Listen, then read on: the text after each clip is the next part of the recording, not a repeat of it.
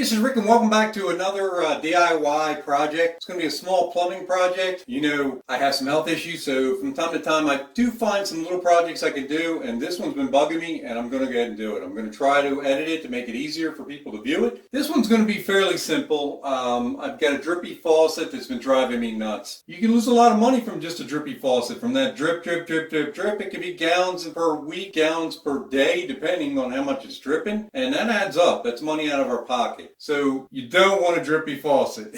Let's just leave it at that. So what I have is, mine is a Peerless faucet. Put it in years ago. Peerless is a pretty decent brand. There's Moen, Delta, all kinds of different brands out there depending on what you have. This is probably going to be pretty basic for all of them. They're kind of changed out the same way. The cartridges may be more money depending on what the manufacturer is. Some are plastic, some have brass, and some have chrome and metal pieces in them. I'm not sure what this is until we take it apart. Let's get to that now. Okay, so here we have it.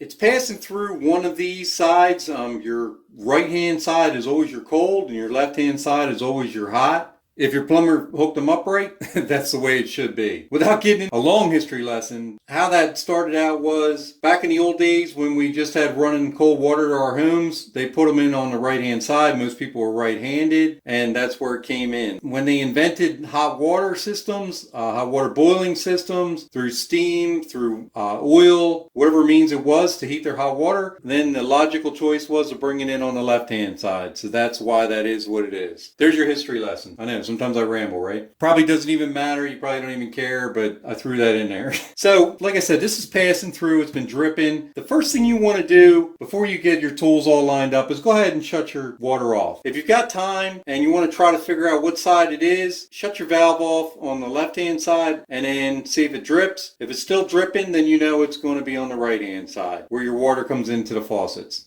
So I've done that and I notice now it's not dripping anymore, so it's on my hot side. So I went ahead and I shut the hot. Just keep in mind, you know it's on the hot side. These cartridges run anywhere from $7, $8 all the way up to $15, $18 a piece. Like I said, depending on your manufacturer. These, I'm not sure which ones they are until we pull the cartridge out, like I stated earlier. But I would go ahead and shut all the water off. If you don't have the isolation valves, which I'll show you in a little bit, then go ahead and shut your main off to your house. This shouldn't be a long project, maybe a day. If you're really good, maybe just an hour or so. If you've got the parts on hand to go ahead and replace it with. Okay, so those are my isolation valves. You see one right here feeding up. Like I said, this is the cold water and this is the hot water. And you're going to just want to turn that clockwise until it shuts off. Same thing with the cold water. Goes clockwise. Now they're good to go. We're ready to start our project. All right, now that we're isolated and the water's shut off, I'm going to show you some of the tools that you could use to do this project, make it a little bit easier. Here's a straight edge screwdriver. They call it straight edge. You see the little straight part right there? That makes it a straight edge screwdriver. This is a Phillips. Phillips has like a star pattern on it. And you have a pair of channel lock pliers, adjustable pliers, and a crescent wrench, adjustable wrench, and a pair of long needle nose pliers. Some of these you may not need. You may be able to get away with some other tools that you may have if you don't have that, but those will make it easier. Now with this particular design here, what you have is you have a protector cap here, and it's basically just camouflaging the screw that holds the handle in place here. First thing you want to do is go ahead and pull your plunger up. That way if you drop any screws or anything, they're not going to go down in there. If you have a problem with the stopper, go ahead and just put yourself a rag in there like that. That way you don't lose anything. You want to get your finger underneath this little cap here. Don't worry about the knobs themselves. They're going to be fine. The whole thing's going to pull off. If you can't get your fingers under there, try something a little bit plastic. You don't want to mar this finish. If you have some expensive fixtures, you don't want a big scratch in it where it shows up. You get your fingernail underneath there if you can. Or like I said, like a little plastic wedge or something. Just pry that up and that'll come right off there. And there it is. Now if I move in there a little bit, you see that screw right there. That's what we're going to take out. So that is a Phillips screw. We're going to go ahead and take our Phillips screwdriver, hold your handle like this, and go ahead and turn that counterclockwise to loosen it. The old saying is lefty loosey, righty tighty. It applies here. Now, depending on how long this fixture has been in place, you may have a little bit of corrosion in there. Fortunately, I put some grease on here, some plumber's grease here a long time ago, and it's coming right out. And there you go. There's the screw right there. Put that off to the side, and this should pop right off. So with this design here, it's not going to pull right up on there. Sometimes you have to turn them forward like this, and then pull straight up, and it'll come right off. Now this does have the plastic cartridge in it, and it has a retaining nut right here. So this is one of your easier ones to go ahead and change out. You can either take your adjustable wrench, like I said here, and put it on that nut and go ahead and screw it that way. This particular crescent doesn't adjust large enough right now. So I'm going to go ahead and take my channel locks. Just make sure that you have them set up for the proper size. And this is also going to go counterclockwise.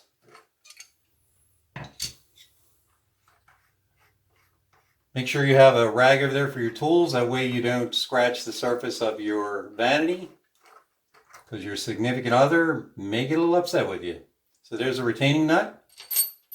And here we have the plastic cartridge in there. Now take note the way this is looking.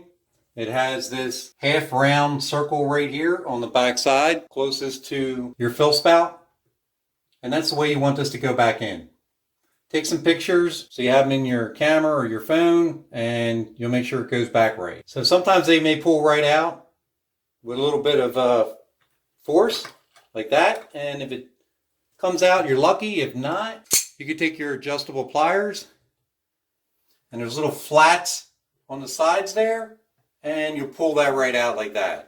I was fortunate that it came right out. Now, depending on how old your sink is, this cartridge itself might not be bad. It might just be this little O-ring here that has gone on you. So you can replace those O-rings, check with your manufacturer, and you can just replace that. That's like your cheapest option. But I believe this may be one of those universal cartridges, which aren't very expensive. You can get like 5 of them for under 20 bucks, and I may go that route. It does have the metal piece on the bottom. And the way these are built, the fill hole here on the bottom actually comes out off to the side here. It doesn't come into the center, and it doesn't come off to the right hand side. And the reason being is you'll see that there's a little stopper right there.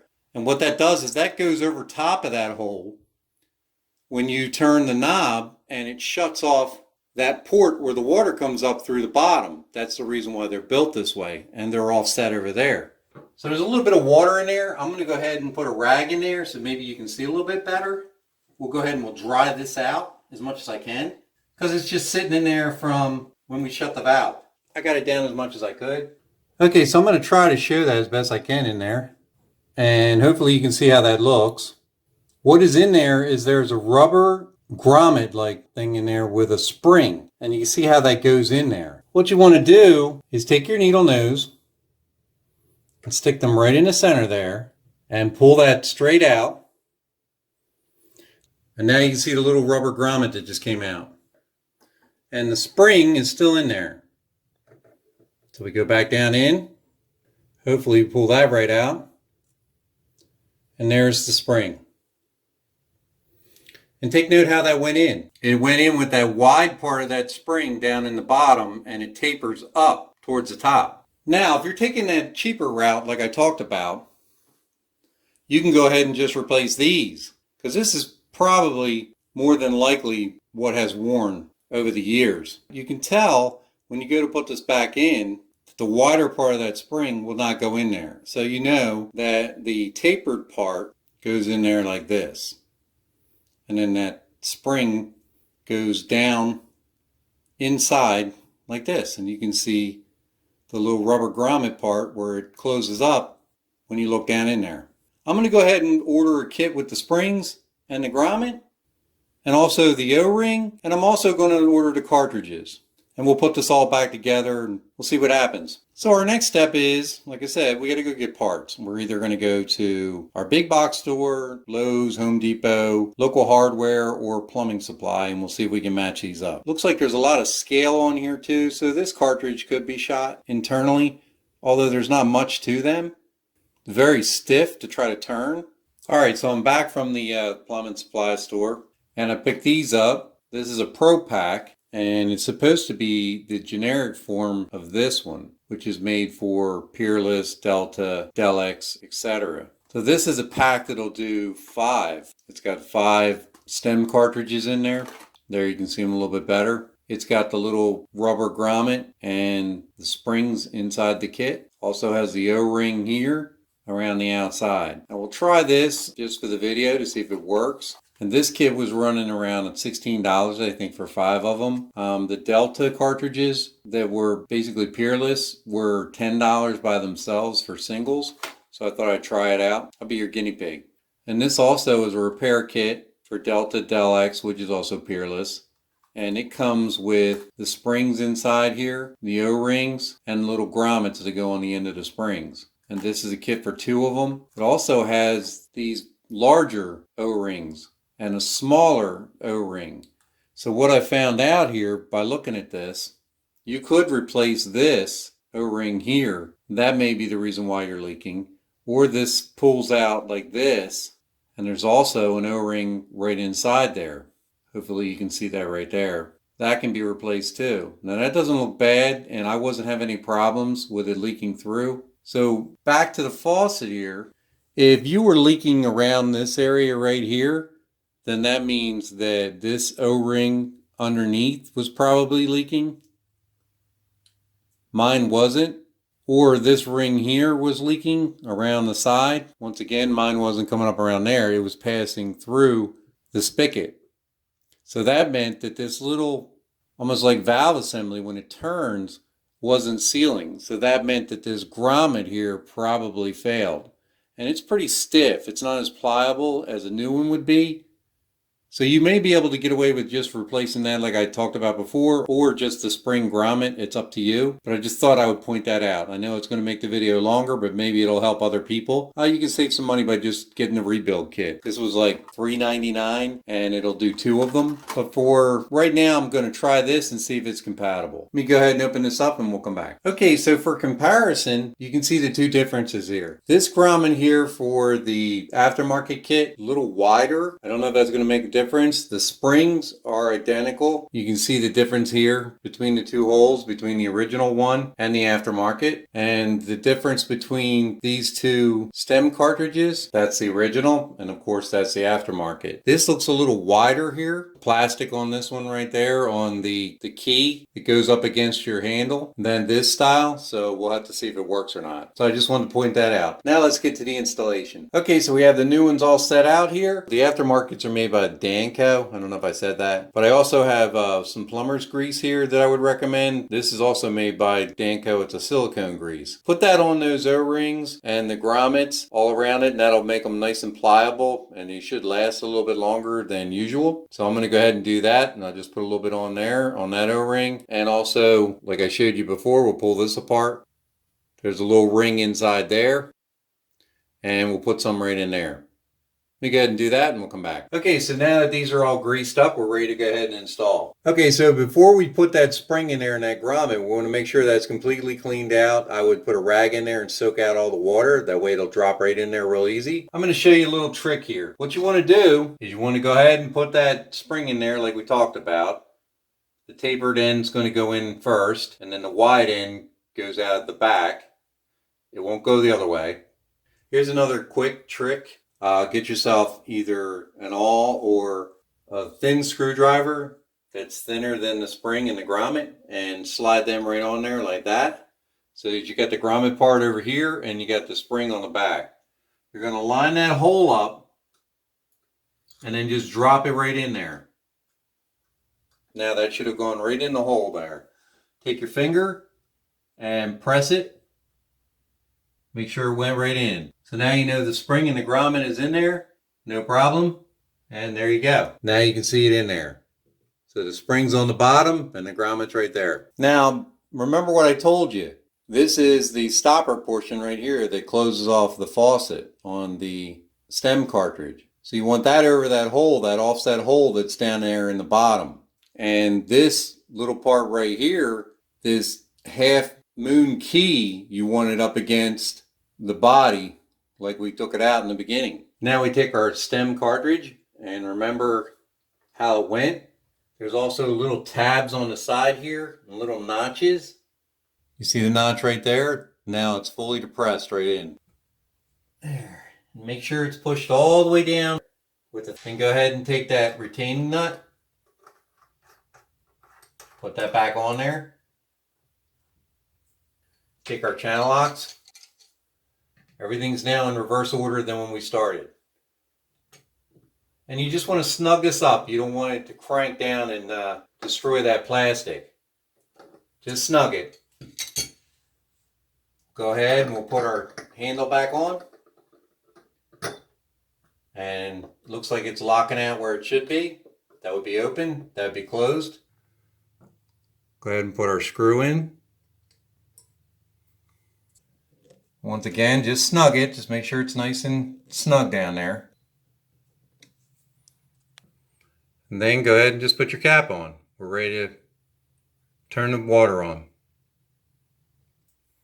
I've already replaced this aerator. It's a brand new one. So that's a screen right there. But we want to leave this off because some of that calcium deposit might have broke off. So go ahead and put your plunger down. We'll go ahead and we'll turn the water on. So now we'll pressure back up there. And we'll go ahead and we'll try it. And there you go. Double check that it stops it. No problem. There's no water leaking around the seat here and coming up on the other side of the handle. And the faucet knob is completely shut now.